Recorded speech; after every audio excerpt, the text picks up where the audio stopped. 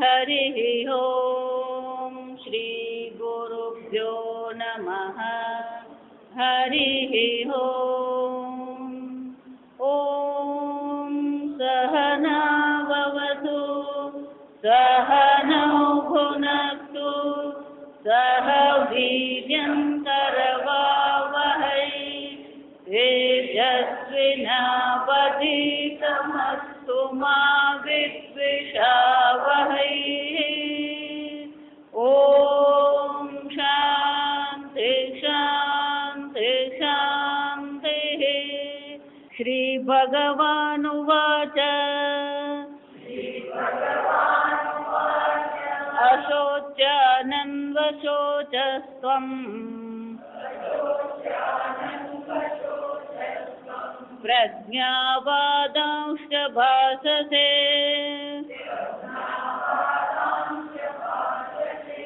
गतासु न गतासुंश्च नानुशोचन्ति पण्डिताः न त्वेवाहं जातु नासम् न त्वं नेमे जनाधिपाः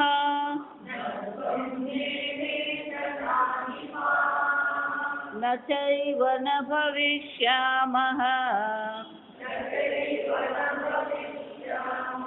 सर्वे वयमतः परम्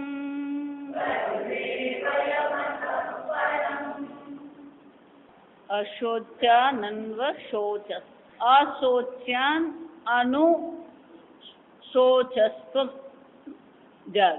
અર્જુન જે શોક કરવા યોગ્ય નથી એને માટે તું શોક કરી રહ્યો છે. શંકરાચાર્ય ગઈકાલે કીધું એમ પરમાર્થતઃ તું નિત્યાન અશોચ્યાન અનુશોચસી. પરમાર્થતઃ વાસ્તવિક રીતે જોઈએ તો આ જગતમાં આત્મા કેવો છે? નિત્ય છે. અને જો નિત્ય છે તો પછી એને માટે શોક કરવો યોગ્ય નથી ના. પણ અમારી સાથે તો રહ્યા નહીં ને. જો આ સમજો નિત્ય છે પણ શું છે? અમારી સાથે નથી. અમે એકલા પડી ગયા.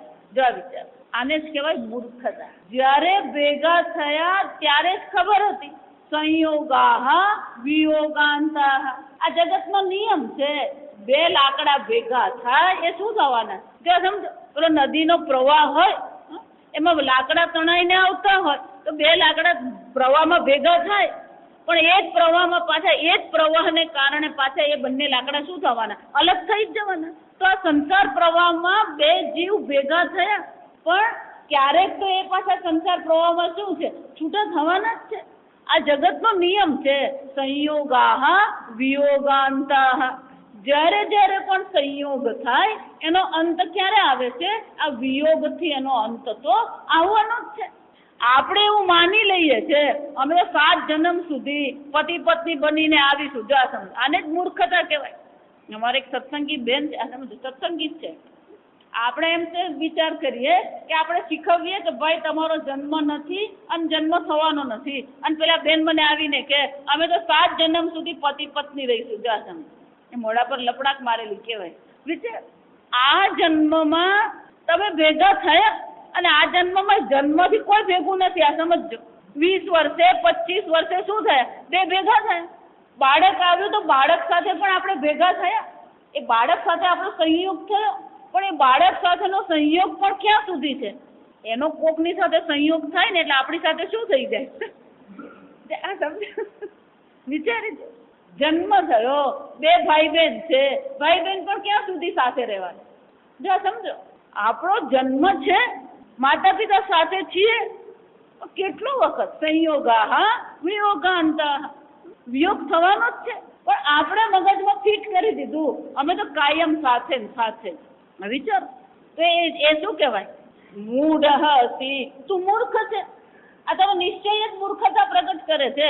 કોઈ સાથે હતું જ નહીં અને કોઈ સાથે રહેતું જ નથી. એકલો જાને રે એકલો જાને રે. એકલા જ આવ્યા છે અને એકલા જ જવાના છે. જો વિચાર, એક SMS આવે. આજકાલ જે SMS આવે ને બધા વેદાંત જેવા જ SMS હોય. આ સમજો, જો વિચાર, બહુ સુંદર છે આ વાક્ય. તમે આવ્યા ત્યારે કશું જ લઈને આવ્યા નતા. જા સાંભળજો. પછી તમારું એક નામ પડ્યું, તમે જશો પછી શું રહી જશે? એનો અર્થ શું થયો? તમારું નામ તમે લઈને નથી આવ્યા, પણ અહીંયા આવ્યા પછી એ નામ છે તમારું, અને તમે જશો પછી પણ શું રહેવાનું છે? આ નામ રહેવાનું જ છે. એનો અર્થ શું થયો? Never spoil your name. તમારા નામ પર ક્યારેય દાગ પાડશો નહીં. કેમ? કે રહી શું જવાનું છે? નામ જ રહેવાનું. આવશો ત્યારે કઈ જ લઈ નહીં આવો, પણ જાઓ ત્યારે તમારું નામ રહી જવાનું. એનો અર્થ શું થયો? તમારું નામ એ ઇતિહાસ બની જવાનું. આ વિચાર, આપણે આવીએ છે એકલા જ આવ્યા, જવાનું પણ શું છે? એક જીવઃ ગચ્છતિ. જવાનું તો એકલા જ છે, અને ગયા પછી કોણ ત્યાં કઈ દિશામાં જવાનું, કઈ યોનિમાં જવાનું, આપણને કઈ ખબર જ નથી. અને એટલે શંકરાચાર્ય શું કહે છે? અર્જુન, તારા વિચાર કરવાની જે પદ્ધતિ છે એમાં વિરોધાભાસ દેખાઈ રહ્યો છે, અને એટલા માટે તું મૂર્ખ પુરવાર થાય છે. બીજું કે જે નિત્ય નથી એને તું નિત્ય માનીને ચાલી રહ્યો છે, આ પણ શું પુરવાર કરે છે? તારી મૂર્ખતા જ પુરવાર કરે. આપણી બધાની હાલત આ પેલા નાના બાળક જેવી છે. 80 વર્ષના થઈએ ને તો એ પેલી બાળક બુદ્ધિ જતી જ નથી. તો નાનું બાળક હોય એને આપણે ફુગ્ગો લઈ આપીએ, ફુગ્ગો રમે. કેટલો વખત ફુગ્ગાથી રમશે? ધારો કે એનો ફુગ્ગો ન ફૂટી ગયો અને રાત્રે મૂકી રાખ્યો તો પણ શું થવાનું? વિચારો. એને ફુગ્ગો તમે જે લઈ આપ્યો, એક દિવસ રમશે, બીજે દિવસ સવારે ફુગ્ગો શું થઈ જવાનું? સંકોચાઈ જ જવાનું. આ સમજો. એનો અર્થ શું થયો? પણ પેલો બાળક સવારે ઉઠે અને ત્યારે પેલો ફુગ્ગો સંકોચાઈ ગયો હોય, પછી બાળક સવારના પોરમાં ઉઠીને શું કરતો હોય? અને ત્યારે આપણે બધા બ્રહ્મજ્ઞાની થઈ ગયા. સમજો, બેટા ફુગ્ગો તો ફૂટી જ જાય, હું તને બીજો લઈ આપીશ. તમારું શરીર પણ શું છે? ફુગ્ગો જ છે. નહીં, એ તો મારું શરીર. જો વિચાર, આ શરીર પણ અનિત્ય જ છે, વિકારી જ છે. ફુગ્ગો એક દિવસ રહે છે, આ 80 વર્ષ રહે છે. પણ આને નિત્ય માની લેવું અને કાયમ માની લેવું, સંબંધોને કાયમ માની લેવું, દેશકાળને નિત્ય માની લેવું, એ બધી શું છે? મૂર્ખતા જ છે. જો એટલે તો ડાપણ એને જ કહેવાય, શાણપણ એને જ કહેવાય. વર્તમાનમાં આપણે જીવીએ. આ સમજ. અર્જુને જેટલી પણ પંડિતાની વાતો કરી એ બધી કાલ્પનિક જ છે. આવું થશે ને પછી આમ થશે. જો સમજ, એણે જેટલી ચર્ચા યુદ્ધની કરી બધી શું છે? કાલ્પનિક જ છે. ભગવાન આમ થશે, પછી બધા મરી જશે, પછી અધર્મની વૃદ્ધિ થઈ જશે, અને પછી કુલ ધર્મ નહીં રહેશે, ને સનાતન ધર્મ નહીં રહેશે, ને નરકમાં જઈશું. ને જો વિચાર, ડાયો માણસ એ કહેવાય જે વર્તમાન કાળમાં રહી શકે. ભૂતકાળમાં રહેવું એ તો કબર ખોદવા જેવું છે, અને ભવિષ્ય કાળમાં રહેવું એ તો કલ્પનામાં જીવવા જેવું છે. આમ અર્જુન, તું વર્તમાનમાં જીવ. વર્તમાન તો એક જ વસ્તુ છે, અને તું આત્મા છે. બાકીની બધી વસ્તુ શું છે? વિચારી દો. આ શરીર તમે માનો, જો વિચારજો. હકીકત તમને કહું, કાલે તમને બધાને મેં જોયા અને આજે હું તમને જોઉં છું, એના એ જ છે. શરીરની દ્રષ્ટિએ, ઇન્દ્રિયની દ્રષ્ટિએ, જ્ઞાનની દ્રષ્ટિએ, ભાવનાની દ્રષ્ટિએ બધા શું થાય છે? એના એ જ છે. બદલાય. પણ માતાજી, વલસાડ તો એનું એ જ ને, ગીતા સદન તો એનું એ જ ને. વિચાર, આ પૃથ્વી સૂર્યની આજુબાજુ શું કરી રહી છે? પરિભ્રમણ કરે. તો એના એ દેશમાં છો તમે. કાલે તમે આકાશમાં જે સ્થાન પર હતા એ સ્થાન પર અત્યારે છો. એનો શું થયો? સ્થાન પણ શું થાય છે? બદલાય. સ્થાન બદલાય છે, કાળ બદલાય છે, શરીર બદલાય છે, મન બદલાય છે, ઇન્દ્રિય બદલાય છે, જ્ઞાન બદલાય. આમ સર્વ પરિવર્તનશીલ છે, પણ એ પરિવર્તનશીલને તું નિત્ય માનીને ચાલી રહ્યો છે. એ જ દેશ, એ જ કાળ, એ જ શરીર. વૃક્ષોનું પણ એવું જ છે. વૃક્ષ પણ શું થતું જાય? બદલાય છે. છતાં આપણે શું કહીએ ઘણી વાર, આ ગામડામાં ક્યાંક ગયા, હવે તો વલસાડમાં તો જોવા જ નહીં મળ્યા. ગામડામાં ગયા તો શું કહે? સ્વામિનીજી, આ વૃક્ષની નીચે જ રહીને અમે બહુ રમતા હતા. આ એ જ વૃક્ષો છે. 25 વર્ષે વૃક્ષ પણ શું થઈ ગયું? છતાં પણ આપણે શું માનીએ? એ જ વૃક્ષ છે, એ જ વૃક્ષ. જો શંકરાચાર્ય શું કહે છે? જે નિત્ય છે એને આપણે નિત્ય સમજતા નથી. જે અનિત્ય છે એને આપણે શું કરી રહ્યા છે?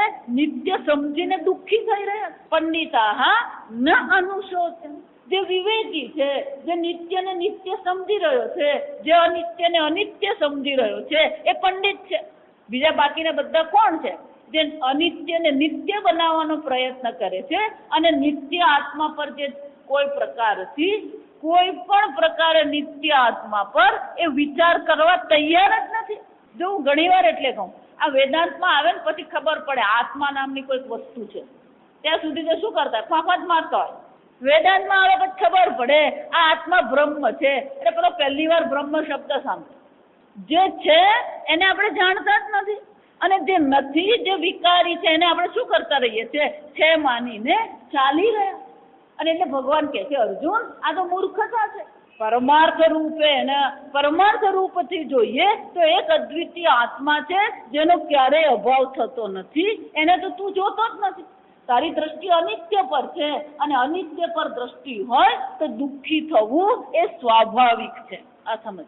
અને એટલે ભગવાન શું કહે છે, પંડિતા ન અનુશોચન. જો એટલા માટે હું વારંવાર કહું, જ્યારે જ્યારે તમારું મન દુઃખી થઈ જાય, જ્યારે તમારા મનમાં કોઈ પ્રકારની શોકની, હતાશાની, નિરાશાની ભાવના આવે, સમજી લેજો ક્યાંક અનિત્યમાં તમારું મન શું થઈ ગયું છે, ફસાઈ ગયું છે. તો પરિસ્થિતિ બદલીને સુખી નથી થવાનું. જે અનિત્યમાં આપણું મન ફસાઈ ગયું છે ત્યાંથી આપણા મનને શું કરવાનું છે, પાછું ખેંચી લેવાનું. અનિત્ય તમને દુઃખી જ કરે છે, પણ આપણે પાછા એ અનિત્યને શું કરતા રહીએ, પકડીને બેઠા છીએ. એમ થોડો છોડું. જો આ સમજો, વિચારો. જો એટલે જ આ સંસારને શું કહેવાય, સમ્યક સરતી ઇતિ સંસાર. જે સારી રીતે સરકી રહ્યો છે એને શું કહેવાય, સંસાર. સરકી રહ્યો છે એટલે કે એ બદલાઈ રહ્યો છે. સંસાર શું રહ્યો છે, બદલાઈ જ રહ્યો. જે બદલાઈ રહ્યું છે એને નિત્ય બનાવવાનો આપણે શું કરીએ, પ્રયત્ન કરી રહ્યા. અર્જુન ભીષ્મ પિતામહ છે, દ્રોણાચાર્ય છે, પણ જિંદગી ભર એ બધા તારી ભેગા રહે છે એવો કોઈ નિયમ તો છે જ નહીં. મૃત્યુ તો બધાનું છે જ. અને તું એવું માને છે કે આ બધાની વગર અમે શું કરીશું. જા, અર્જુનનો પ્રશ્ન શું હતો કે આ બધા રહેશે નહીં તો અમે શું કરીશું. સ્વજનમ હિ કથમ હત્વા સુખીન હસ્યામ. પણ અર્જુન કોઈ સાથે રહે એવો નિયમ તો છે જ નહીં. જો સમજો, આપણી મૂર્ખતા એ જ પ્રગટ થાય છે કે અનિત્યમાં આપણે આસક્તિ કરીએ છીએ, અનિત્યને આપણે નિત્ય માનીને ચાલી રહ્યા છે, અનિત્યમાં આપણે સુખ જોવાનો પ્રયત્ન કરીએ છીએ. એ જ આપણી શું છે, મૂર્ખતા છે. જો વિચાર, જેને ધનની આવશ્યકતા છે એ ક્યાં જશે, એ મારી પાસે આવીને કહે છે કે માતાજી 1 લાખ આપો. આજકાલ એવા મહાત્મા છે, આપે તો આ સમજ. એટલે મેં મારું દ્રષ્ટાંત આપ્યું. ધન માગવા જાય કોની પાસે માગવા જવાનું, પહેલા તો ધનવાન આપણે એવું કહીએ. આ જો આ સમજો, ધનવાન કોને કહેવાય, જેના ખિસ્સામાં 5 રૂપિયા છે ધનવાન કહેવાય, જેને બેંક બેલેન્સ 1000 રૂપિયા છે એને ધનવાન કહેવાય. જો આ સમજો, આ વાન જે ધનની સાથે વાન જે પ્રત્યય લગાવવામાં આવે અને મતુ પ્રત્યય કહેવાય સંસ્કૃતમાં. આ મતુ પ્રત્યય ક્યારે લગાવવામાં આવે તો પાણીની મુનિ કહે છે પ્રાચુર્યાર્થે. પ્રાચુર્યાર્થ એટલે શું છે, વિશાળ પ્રમાણમાં હોય તો જ પેલો મતુ પ્રત્યય લગાવવા. તો ધનવાન કોને કહેવામાં આવે, વિપુલ પ્રમાણમાં જેની પાસે ધન છે એને ધનવાન કહે. બાકી તો ધન બધાની પાસે જ છે, પણ બધા ધનવાન કહેવાય છે. પેલો ભિખારી છે એની પાસે 1000 રૂપિયા તો હોય જ. આ સમજો, એને ધનવાન કહેવાય. જા, તો મને ધનની ઈચ્છા હોય તો મારે કોની પાસે જવું પડે, ધનવાનની પાસે જવું પડે. પણ હું ભિખારી પાસે જઈને માગું તો શું કહેવાય, મૂર્ખતા કહેવાય. આ મૂર્ખતાને જુદી જુદી રીતે જોઈ લેવાનું. કારણ કે ભગવાન શું કહી રહ્યા છે, પંડિતા ન અનુશોચંતિ. તો આ જગત અનિત્ય છે. એ તમને સુખી કરી શકે, જે સ્વયં કાલે રહેવાનું નથી તો એ તમને સુખી કરે એવો કોઈ પ્રશ્ન છે જ નહીં. અને છતાં પણ આપણે શું કરી રહ્યા છીએ, કથમ સુખી ન હસ્યામ. અમે સુખી કેવી રીતે થઈશું. જો સમજો, આપણો પણ એ જ પ્રશ્ન છે. આપણે પણ શું કરી રહ્યા છીએ, આ જગત પાસે શું કરીએ છીએ, સુખની અપેક્ષા રાખીએ, સુરક્ષાની અપેક્ષા રાખીએ. જે કાલે રહેશે કે નહીં એ ખબર જ નથી. એ તમને સુરક્ષિત કરે. જે અનિત્ય છે, જડ છે, એ તમને સુખ આપી શકે. આમ જે જડ અનિત્ય દ્રશ્ય જગત છે એ બસ સુખની અને સુરક્ષાની અપેક્ષા રાખવી એ અર્જુન શું છે, મૂર્ખતા છે. અર્જુન, તું જ્યાં સુખ શોધી રહ્યો છે, જ્યાં સુરક્ષા શોધી રહ્યો છે, એ સ્થાનક તું જે છે કેવું છે, ખોટું છે. જા સમજો. અને એટલા માટે અર્જુન, તું ભલે એમ કહેતો હોય કે આ બધા વગર હું સુખી કેમ થાવ, પણ એ શક્ય જ નથી. અને એટલા માટે અર્જુન, પંડિતા ન અનુશોચ. તું શોકગ્રસ્ત છે અર્જુન, કારણ કે જ્યાં સુખ અને સુરક્ષા નથી ત્યાં સુખ અને સુરક્ષા તું શોધી રહ્યો છે. જો એટલે કહું, આ જગતમાં આપણે નિરાશ થઈએ ને, એ નિરાશ થવું એમાં જગતનો વાંક નથી, વાંક આપણો છે. જગત તો પોતાને અનિત્ય જ પ્રગટ કરે છે. જગત ક્યારેય જાહેરાત કરતું નથી હું તને સુખ આપીશ. કેરી હાફૂસ કેરી એમને જ કહેતી હું તને સુખ આપીશ. ક્યારેક જાહેરાત કરી? કેરીએ જાહેરાત કરી હું તને સુખી કરીશ? ઘરે જાહેરાત કરી હું તને સુખી કરીશ? જો વિચારી લો. પણ આપણે શું કરીએ છીએ? આપણે જ એમાં સુખ મૂકીએ છીએ અને પછી સુખ મળતું નથી ત્યારે આપણે શું કરીએ છીએ? દુઃખી થઈએ. તો જગત આપણને દુઃખી નથી કરતું. જગત પાસેની આપણી જે અપેક્ષા છે એ આપણી મૂર્ખતા છે. જા સમજ. હું એટલા માટે હંમેશા કહું, અનિત્ય વસ્તુ ક્યારેય સુખી નહીં કરતી હોય તો પછી ત્યાં સુખની અપેક્ષા રાખવી એમાં એ વસ્તુનો વાંક નથી, વાંક કોનો છે? આપણો છે. એટલે શંકરાચાર્યજી ભજગોવિંદમાં વારંવાર શું કે છે? તદપિ ન મુંચતી આશા પાશ. આ આશા છૂટતી જ નથી. આશા શાની છૂટતી નથી? એક દિવસ હું સુખી થઈશ. જા આપણી આશા શું છે? આ જગતમાં હું એક દિવસ સુખી થઈશ. અથવા આપણી બીજી આશા કઈ છે? આ જગતમાં એક દિવસ બધું બરાબર થઈ જશે. બધું બરાબર થશે. જો વિચાર, આમ સુખની, સુરક્ષાની, બધું વ્યવસ્થિત થઈ જાય એવી અપેક્ષા રાખવી એ શું છે? મૂર્ખતા છે. જો વિચાર, એક બેને બહુ વર્ષો પહેલા હોસ્પિટલ ખોલી. જા સમજ. પછી પેલા બહેનો બધા કામ કરવા આવે ને, પેલી આયા આવે, નર્સ આવે, પછી પેલા આવે ન આવે. હવે એમના પતિને બહુ મોટું એમનું કામકાજ કરતા, સેવાનું કામ. એટલે એક દિવસ પેલા બેન કે આ પેલીને કીધું તું કાલે તું સવારે 6 વાગે આવી જજે, આ ઓપરેશન લેવાનું છે, ઓપરેશન કરવાનું છે, એ 7 વાગ્યા સુધી આવી નહીં. અચ્છા, એ પેલા બેન બહુ ગુસ્સામાં. પતિદેવ છે ને બહુ મજાના માણસ હતા. એટલે કે જો તું ગુસ્સો કરે એનો કોઈ મતલબ નથી. જા સાંભળ, તું એમ માને છે કે એને સમજવું જોઈતું તું કે મારે 6 વાગે આવવું જોઈએ. એટલે તું એની પાસે સમજદારીની શું કરી રહી છે? અપેક્ષા રાખે કે જો એને એટલી એની જવાબદારીનું ભાન હોત, એને એટલી સમજદારી હોત તો એ તારે ત્યાં આયા હોત જ નહીં. જો એટલી સમજદારી ને જવાબદારી હોત તો એ માણસ ઘણો આગળ નીકળી ગયો હોત. એ તારે ત્યાં આયા થોડી બનવાની હતી. એ આયા બની એ શું પુરવાર કરે? જો વિચાર, સીધી વસ્તુ છે. એ તારે ત્યાં આયા શું કામ બની? એનામાં એવી અક્કલ છે જ, એવી સમજ છે જ ને, એવી જવાબદારી છે જ ને એનામાં. જો સમજો, આમ જે વસ્તુ પાસે આપણે અપેક્ષા રાખી શકીએ નહીં એ બધી વસ્તુ પાસે આપણે અપેક્ષા રાખીએ છીએ અને પછી દુઃખી પણ કોણ થઈએ? આપણે જ. જો સમજ, જુદા જુદા એંગલ છે. આ સમજો. બીજું, આપણે એક બીજી આશા કઈ છે? આજકાલ ઘણા મહાત્માઓ પણ એ કરી રહ્યા છે. આ જગતમાં અમે પરિવર્તન લાવીશું, જગતને દિવ્ય બનાવીશું. કોણ બાપે દિવ્ય બનાવ્યું? જગત બનાવ્યું. આ જગતમાં અમે પરિવર્તન લાવીશું. આમે પરિવર્તન થઈ જ રહ્યું છે. જો આ સમજો બરાબર. જગત તો પરિવર્તનશીલ જ છે. ધારો કે તમે એને બરાબર ગોઠવ્યું, પણ એ પરિવર્તનશીલ છે. એનો અર્થ શું થયો? એ તમારી ગોઠવણ પાછી શું થવાની? જો સમજો, તમે જો મન થાય આમ બરાબર ગોઠવી દો, પણ એ સ્વયં કેવું છે? પરિવર્તનશીલ છે, અનિત્ય છે. તમે ગોઠવેલું પણ શું થવાનું? અને ભગવાનને પરિવર્તન લાવતા વાર નહીં લાગે. આ પેલા જાપાનની સુનામીનું 30 સેકન્ડ યાદ રાખજો. બે વિચાર, તમે ચિન્મયાનંદજી થઈ ગયા. જો એ બહુ મજા, એમની વિચાર પદ્ધતિ બહુ મજાની હતી. એટલે ક્યાંય પેલો ધરતીકંપ થાય ને એટલે એવું કે આ પૃથ્વી માતાએ પડખું બદલ્યું. જા પછી પેલો વંટોળ આવે ને તો પૃથ્વી માતાને જરાક દમ થઈ ગયો છે. વંટોળ આવવું, ધરતીકંપ થવું એ તો પૃથ્વીનો સ્વભાવ છે. પણ તમે એમ ઈચ્છો ક્યારેય ધરતીકંપ થાય જ નહીં. તે મૂર્ખતા કોની છે? આપણી છે.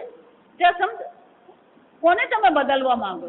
અને કોણ કોને બદલી શકે? ભગવાન દુર્યોધનને બદલી શકે? ભગવાનને અર્જુનની વિચારસરણી બદલાતા 18 અધ્યાય છે. આ સમજો. ભગવાનને જો 18 અધ્યાય થતા હોય તો પછી આપણે કયા વાડીને મૂળો? જો આ સમજ. વિચાર, સાક્ષાત નારાયણ શ્રી કૃષ્ણ ગીતાચાર્ય બન્યા. અને અર્જુન પણ કોણ છે? ઇન્દ્રની કૃપાથી જેનો જન્મ થયો. ધનુર્ધારી પરંતપ મહાબાહુ. આ કઈ કેટલી પદવી મળી. એ પેલો અહીંયા તો એકને પેલું પદ્મશ્રી મળે ને તો 25 જગ્યાએ એનું સન્માન થાય. જો આ સમજ. પણ અર્જુન કોણ છે? ધનંજય. કેટલી પદવી એને મળી. મહાબાહુ પરંતપ ધનંજય ગુણાકેશ. આવો અર્જુન છે. આવા અર્જુનને આ સમજતા 18 અધ્યાય થયા અને ભગવાનને પણ કેટલા અધ્યાય લાગ્યા. અને 18 લાગ્યા એમ નહીં, અર્જુન જો નષ્ટો મોહ નહીં બોલતે તો ભગવાને વળી પાછું શું કરવું પડશે? 19મો અધ્યાય શરૂ કરવો જ પડશે. આ સમજ વિચાર. આપણે એમ માનતા હોય હું બધું બદલી નાખું, બીજાને, એનો અર્થ શું થાય? બીજાને બદલવાનો પ્રયત્ન કરવો એ મૂર્ખતા. બીજો બદલાય અને હું સુખી થાઉં એ પણ શું છે? જા સમજજો. જીવનના દરેક પાસામાં આપણી મૂર્ખતા પુરવાર થાય છે. ભગવાન અહીંયા જે કહી રહ્યા છે એ શું છે? દરેક પાસાથી જોવાનું. એક જ પાસું એમ નથી. જીવનના દરેક પાસામાં જે પ્રગટ થઈ રહ્યું છે, શું પ્રગટ થઈ રહ્યું? આપણી મૂર્ખતા જ પ્રગટ થાય. મેં આટલા ટન શેરડીની અપેક્ષા રાખી, તું ગમે એટલી અપેક્ષા રાખે, પણ કર્મફળ તારા હાથમાં છે જ નહીં. કર્મ તારા હાથમાં છે, કર્મફળ તો ઈશ્વરના હાથમાં છે. જો વિચાર. અને પછી આપણું ધારેલું નહીં થાય એટલે પછી મગજ શું થાય? ધારેલું ન થવું એ નવી વસ્તુ નથી. કોનું ધારેલું થયું? આપણું ધારેલું થવાનું. ભગવાન એવું ઈચ્છતા નતા ને એમના યાદવ કુળમાં બધા અંદર અંદર લડીને મરે. ભગવાનની ઈચ્છા હતી. ભગવાન એવું ધારેલું કે આ બધા અંદર અંદર લડીને મરશે? જો વિચારી દો. આ મારું જ ધારેલું થાય, હું કહું ને એમ જ થવું જોઈએ. જા બીજું જાય હું કહું એ બ્રહ્મ વાક્ય. જો એટલા માટે કોઈ ના પાડવાની છે કરવા દો. સામાન્ય રીતે આપણે એવું કહીએ, અનુભવ પછી પણ નહીં શીખે એ મૂર્ખ કહેવાય. પોતાના અનુભવ પરથી શીખે એ ડાયો કહેવાય. અને બીજાના અનુભવ પરથી શીખે એ બુદ્ધિશાળી કહેવાય. કોઈ બીજાના અનુભવ પરથી શીખતું નથી. આ લખી રાખજો. જાવી. અને કોઈ બીજાના અનુભવ પરથી પણ શીખતું જ નથી.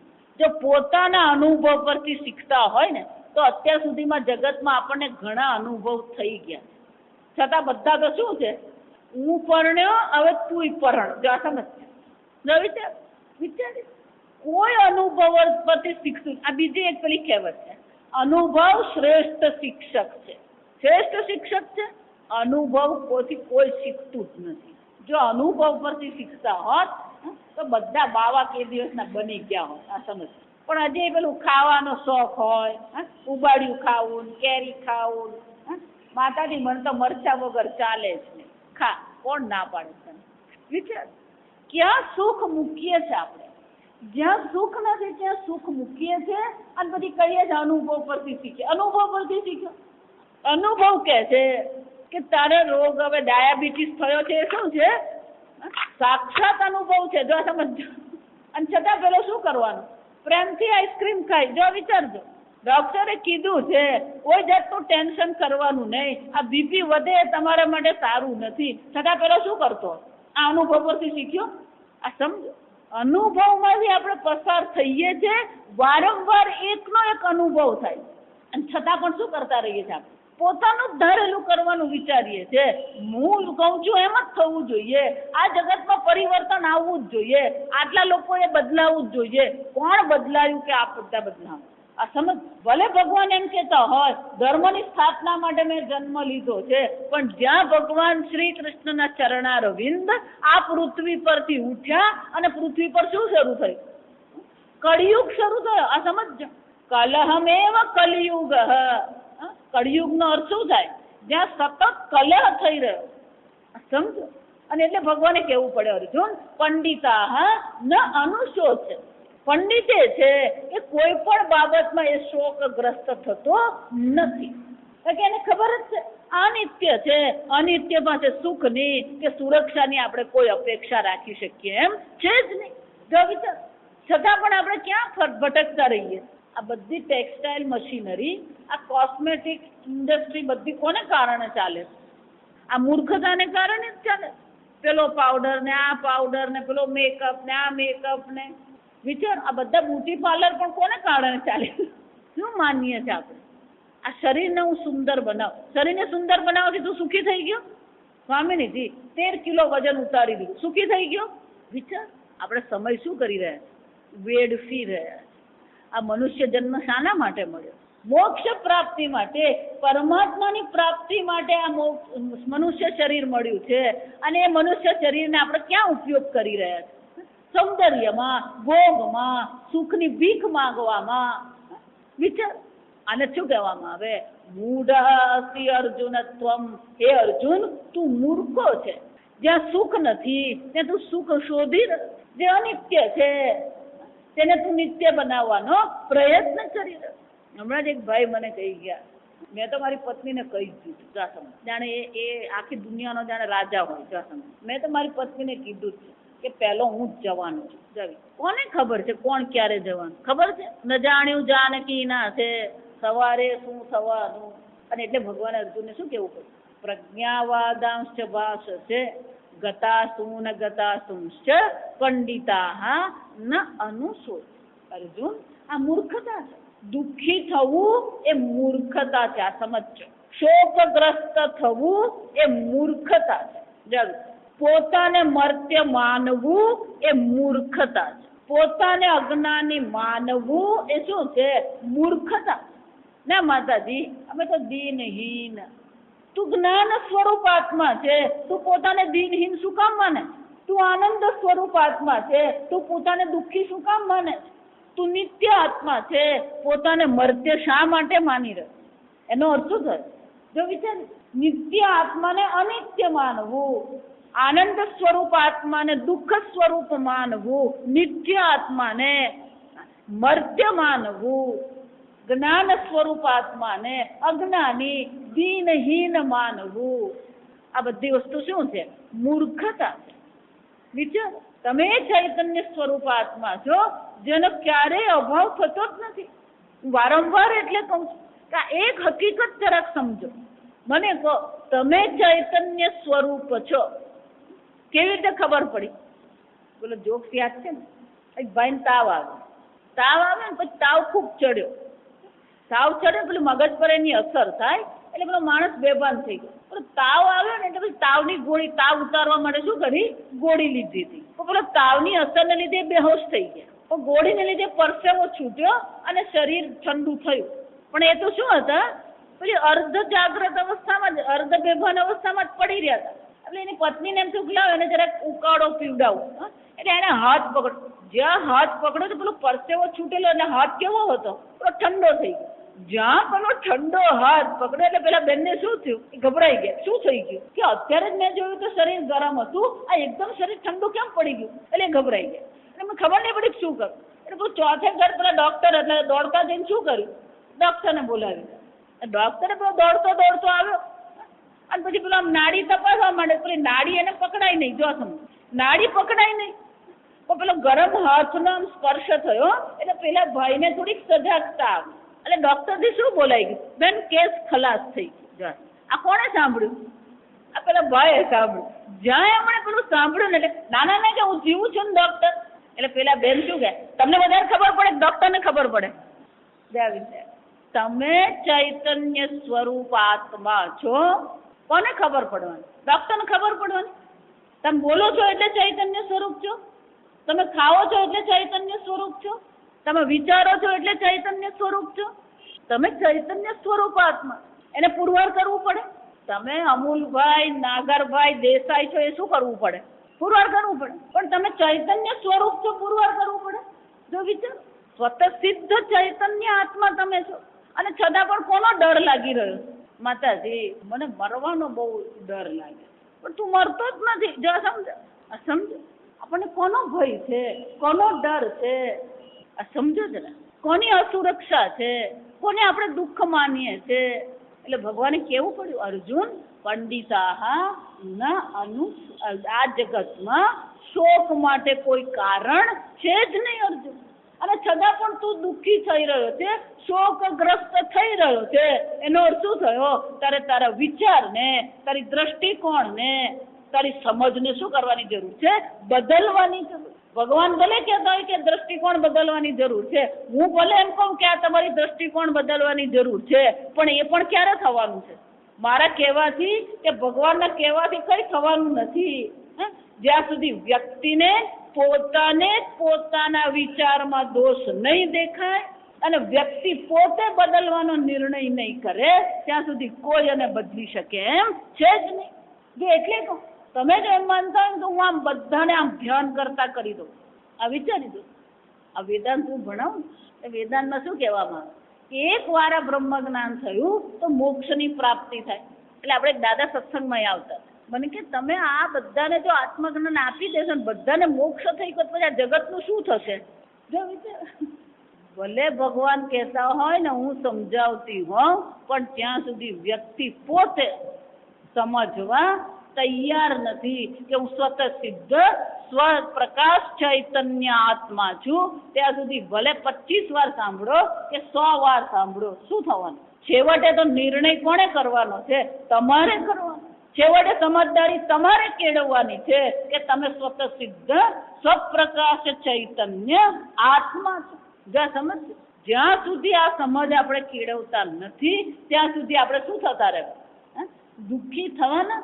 એટલે ભગવાન શું કહે છે આગળ આપણે જોઈશું, આત્મજ્ઞાન વ્યતિરેકેણ આત્મજ્ઞાન સિવાય આ મોક્ષ માટેનો આનંદ માટેનો બીજો કોઈ ઉપાય છે જ. જો હું વારંવાર કહેતી રહું, તમારે જે કરવું હોય ને કરજો, જ્યાં જવું હોય ત્યાં જજો, પણ જ્યાં સુધી આત્મજ્ઞાન એટલે કે તમારા સાચા સ્વરૂપને તમે નહીં ઓળખો ત્યાં સુધી શોકની નિવૃત્તિ થતી જ. તમારી ઓળખાણ જ ખોટી છે. આ સમજો, દુઃખનું કારણ શું છે? તમે પોતાને જે રીતે ઓળખો છો એ તમારી પોતાની ઓળખાણ જ કેવી છે? અયોગ્ય છે. તમે પોતાને કઈ રીતે ઓળખો છો? તમારી ઓળખાણ જ જે છે એ શું છે? હું શરીર છું, હું સ્ત્રી છું, હું પુરુષ છું, હું પત્ની છું, હું માતા છું, હું ભાઈ છું, હું બેન છું, પુત્ર છું. આ બધી તમારી ઓળખાણ છે. તમારી ઓળખાણ જ જ્યારે ખોટી છે તો પછી તમે સુખી થવાની કોઈ અપેક્ષા રાખી શકો જ નહીં. પૂજ્ય સ્વામીજીનું વર્ષો પહેલા પુસ્તક હતું હુ એમ આઈ, એટલે ગુજરાતી અનુવાદ કર્યો ત્યારે બહુ સુંદર એનું એ લોકોએ જે શીર્ષક આપવાનું હતું. હુ એમ આઈ એટલે કે હું કોણ છું, પણ શીર્ષક એને બદલે બહુ સુંદર વિદિત આત્માનંદે આપ્યું, આત્માની ઓળખ.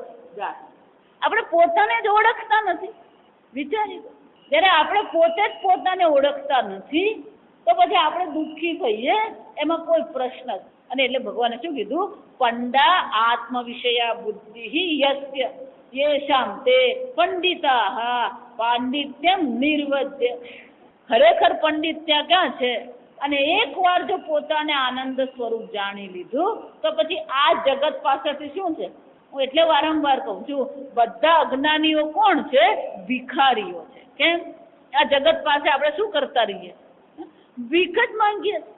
આપણે ભીખ માંગવાનો અંત આવતો. આજે પેપરમાં બહુ સરસ એક વાર્તા, એક મહાત્મા પોતાને બાદશાહ કહેતા. મહાત્મા પોતાને શું કહેતા? બાદશાહ કહેતા. એટલે કોઈક રાજાના રાજ્યમાં હતા, એટલે રાજા એમને મળવા ગયા. એટલે રાજા કે તમે પોતાને બાદશાહ કેવડાવો છો પણ આ બાદશાહના કોઈ લક્ષણ તો દેખાતા જ નથી તમારા. એટલે મહાત્મા કે કેમ? કે બાદશાહ હોય તો એનો મહેલ હોય, 2-4 રાજ્યો હોય, નોકર ચાકરો હોય, એની પાસે કિંમતી વસ્ત્રો હોય, ઘરેણાઓ હોય, તો પેલો બાદશાહ કહેવાય. જો કે તમારી પાસે કશું છે જ નહીં, કે તમે બાદશાહ કેવી રીતે કહેવાય? એટલે મહાત્મા કે તારી આ બાદશાહની વ્યાખ્યા જ ખોટી છે. જો સમજો કે બાદશાહ કોને કહેવાય? જેને ક્યારે કોઈ પણ પ્રકારની અપૂર્ણતાની ભાવના થતી નથી, એ બાદશાહ. આટલું રાજ્ય હોવા છતાંય તું પોતાની જાતને શું માને? પૂર્ણ માની રહ્યો છે? તું તારી જાતને સંપૂર્ણ માને છે? આટલું હોવા છતાંય તું પોતાની જાતને તો શું માને છે? અપૂર્ણ જ માની રહ્યો. અને મારી પાસે કશું નથી છતાં હું મારી આત્માને શું છે? હું પૂર્ણ આત્મ સ્વરૂપે હું જાણું છું. મને આ જગતમાં ક્યાંય ભીખ માંગવાની જરૂર જ નથી. અને એટલા માટે હું ક્યાંય ભીખ માંગવા જતોય નથી અને ભીખ માંગવાની મને જરૂર પડતી નથી. અને એટલા માટે હું બાદશાહ છું. બાદશાહ કોને કહેવાય? જિંદગીભર આપણે ભીખ માંગતા રહીએ છીએ, આશા કરતા રહીએ છીએ, અને એ જ આશા સાથે, એ જ ભીખ સાથે આપણે શું કરીએ છીએ? મૃત્યુ પામીએ. પુનરપી જનનમ પુનરપી મરણ. વિચારી દો, કેટલાય જન્મમાં આપણે સુખ દુઃખનો અનુભવ કરીને આવ્યા, કેટલાય જન્મમાં આપણે કેટલાય અનુભવો કરીને આવ્યા, છતાં પાછા આ જન્મમાં તો શું કરી રહ્યા છે? એનું એ જ પાછું કરીએ છીએ. જો સમજ, વિચારી દો, એ જ અનુભવમાંથી પાછા પસાર થઈએ છે અને એ જ અનુભવમાંથી પસાર થઈને પાછા રડીએ છે અને કકડીએ છે. બાદશાહ કોને કહેવાય? આપૂજ્યમાણમ અચલ પ્રતિષ્ઠમ. એકવાર પોતાને પૂર્ણ આત્મા જાણી લીધો પછી શું છે, એને કોઈ ભીખ માગવી પડતી નથી. અને આપણને આપે ને એટલું ઓછું જ પડે. જો વિચાર, ભગવાન આવીને તમને બધું આપી જાય ને તોય તમે શું કરવાનું? જો એક દ્રષ્ટાંત આપું, જો વિચારી દો. ધારો કે તમને હું 10 રૂમનો બંગલો આપું, નોકર ચાકરો આપું, સુખ ને સગવડના બધા સાધનો આપું, આ મહિને 25,000 ખર્ચવા આપું, કોઈ નોકરી કરવાની નહીં, ક્યાંય જવાનું નહીં, કેટલા દિવસ તમે સુખેથી રહેશો? કેમ? બંગલો છે, ગાડી છે, નોકરો છે, 25,000 દર મહિને મળે છે. તમારે જે ખાવું એ નોકર ચાકર બનાવી આપે. નોકર ચાકરનું સંચાલન કરવું પણ મારી જવાબદારી, તમારી નહીં. તમારે તો ખાલી શું કરવાનું? ઓર્ડર જ કરવાનો. આજે આ ખાવું છે ને આજે પેલું કરવું છે ને, ચાલ ડ્રાઈવર આજે અહીંયા ફરવા લઈ જા. બહારથી તમને હું બધી સગવડ કરી આપું, સુખી થશો? બોલે એક ભાઈ મને આવીને પેલા આપો તો ખરા. તમે એમ માનતા હોય કે બહારનું જગત ઠીક થઈ જશે, વ્યવસ્થિત થઈ જશે તો હું સુખી થઈશ, એ મૂર્ખતા. કેમ? કારણ કે અંદરથી જે અપૂર્ણતાની ભાવના, બહારથી ગમે એટલું ઉમેરો, પેલી અપૂર્ણતાની ભાવના જશે ખરી? હું અધૂરો છું, હું અલ્પ છું, હું મૂર્ખ છું, હું મર્ત્ય છું, આ જશે? એટલે ભગવાન શું કહે? આત્મવિષયા બુદ્ધિ અસ્ય. જ્યાં સુધી આત્માના સાચા સ્વરૂપની ઓળખાણ થતી નથી ત્યાં સુધી દુઃખની નિવૃત્તિ કરવી અશક્ય. શ્વેતાશ્વેતર ઉપનિષદમાં સરસ મજાનો મંત્ર છે. યદા ચર્મવદ વેષ્ટયસ્યંતિ માનવાહ. આકાશ, મનુષ્ય આકાશને જો ચર્મથી ઢાંકી દે તો તદા દેવમ અવિજ્ઞાય દુઃખસ્યાંતમ નિગચ્છતિ. જો આકાશને ચર્મથી ઢાંકી શકાય તો આ દેવ એટલે કે સ્વતઃસિદ્ધ આત્માને અવિજ્ઞાય જાણ્યા વિના દુઃખનો અંત આવે. એનો શું થયો?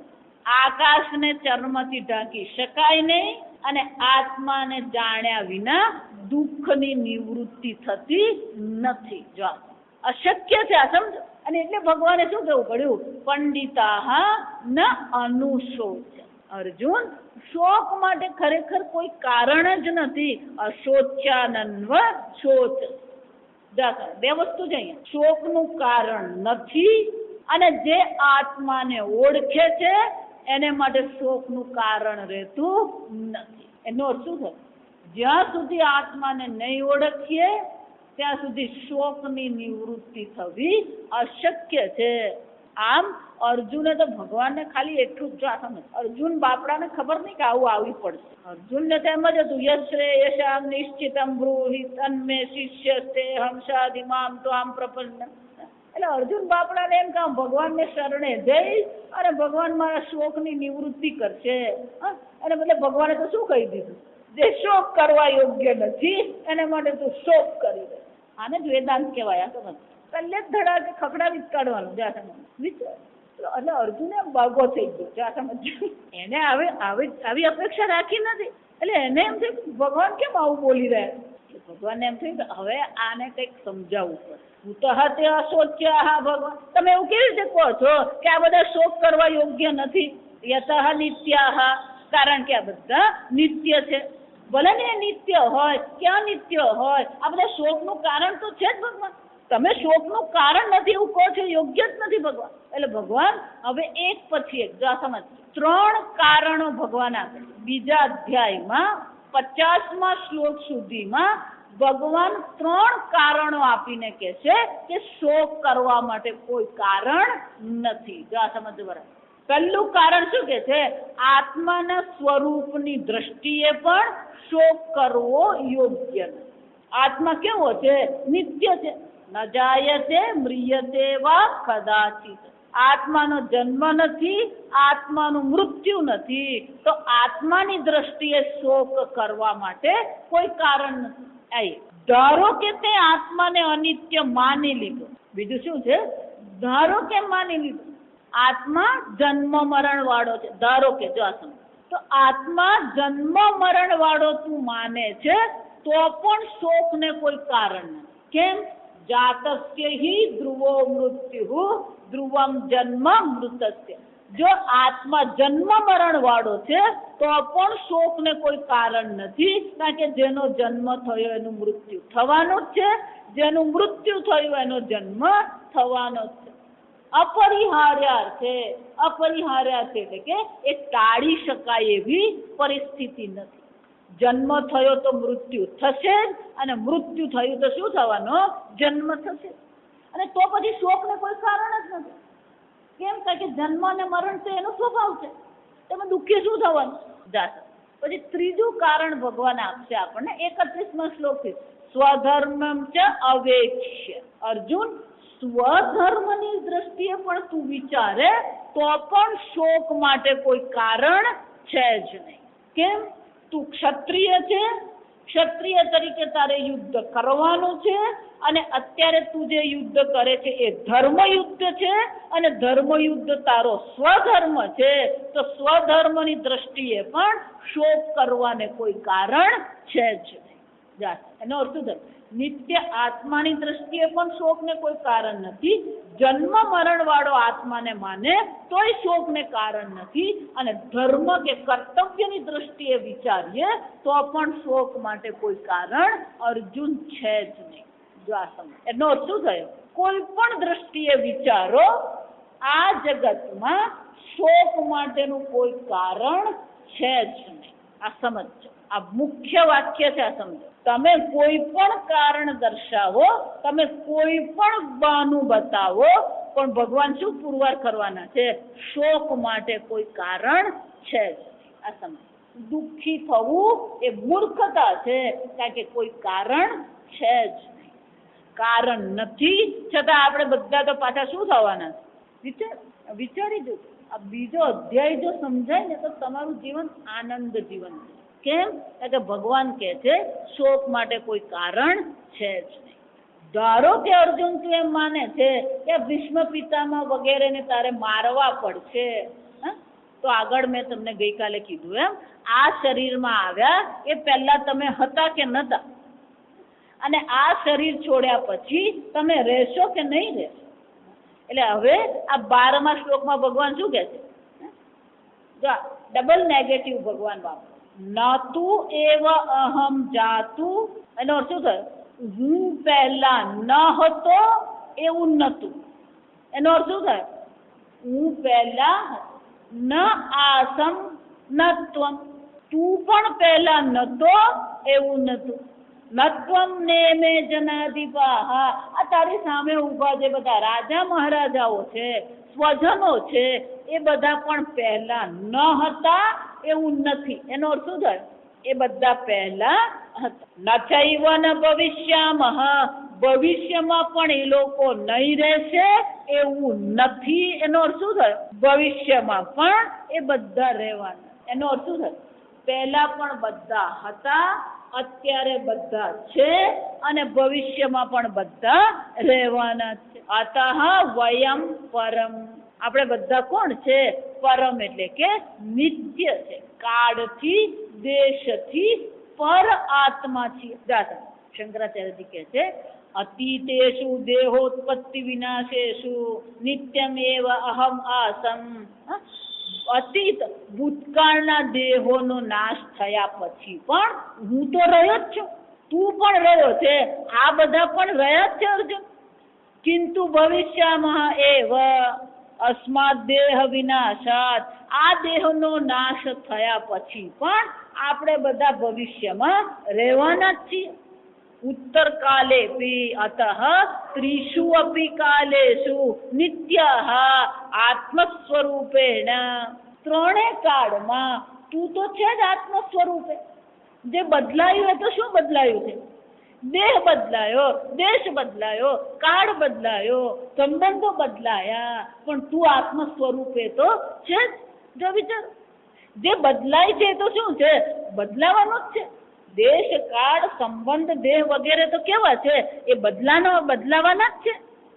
અને એ બદલાતા રહેવા છતાં પણ આત્મ સ્વરૂપે તો તું છે. નિત્ય આત્મ સ્વરૂપેણ દેહભેદ અનુવૃત્ય બહુવચનમ ન આત્મભેદ અભિપ્રાયેન. અહીંયા ઘડી ભગવાન કહે છે આપણે બધા નિત્ય છે એવું કીધું. જો સર વયમ પરમ એમ જયારે કીધું તો શું થયું કે બહુવચન વાપર્યું તો કે આત્મા અનેક છે. આપણે બધા નિત્ય છે એમ કહીએ તો આત્મભેદ છે. આત્મા અનેક છે.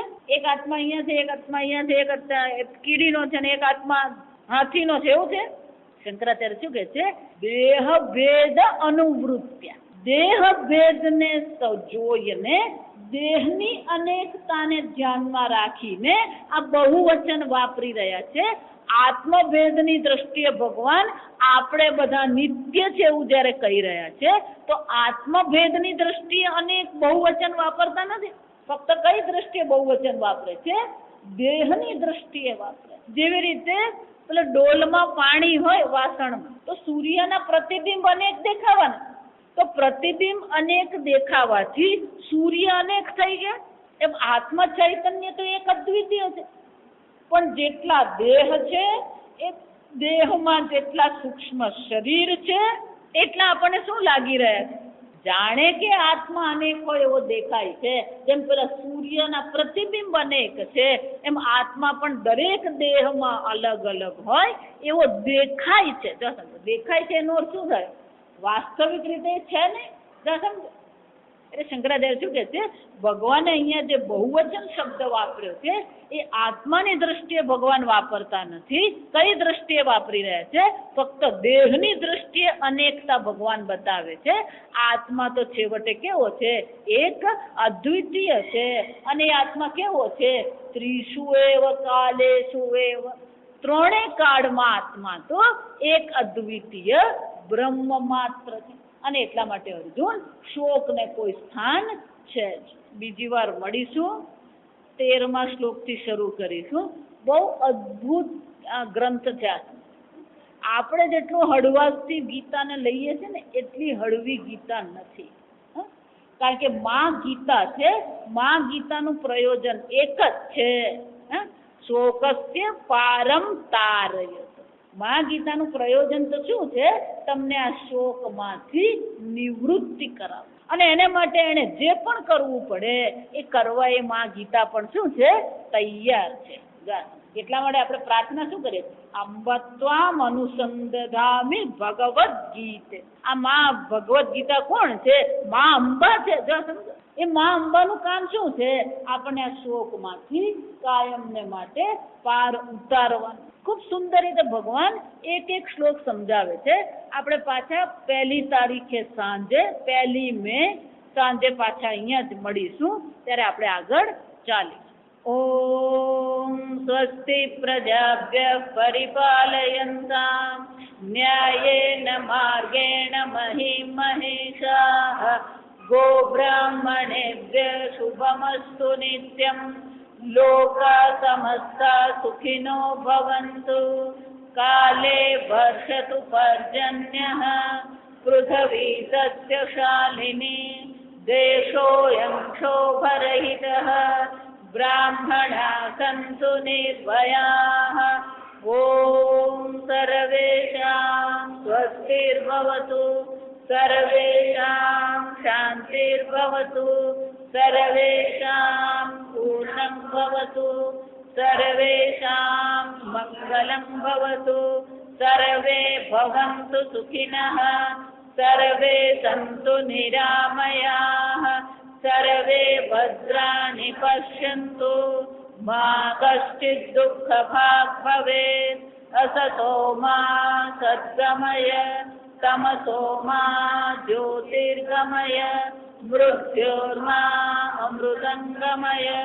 ઓમ પૂર્ણમદઃ પૂર્ણમિદં પૂર્ણાત પૂર્ણમુદચ્યતે પૂર્ણસ્ય પૂર્ણમાદાય પૂર્ણમેવાવશિષ્યતે. ઓમ શાંતિ શાંતિ.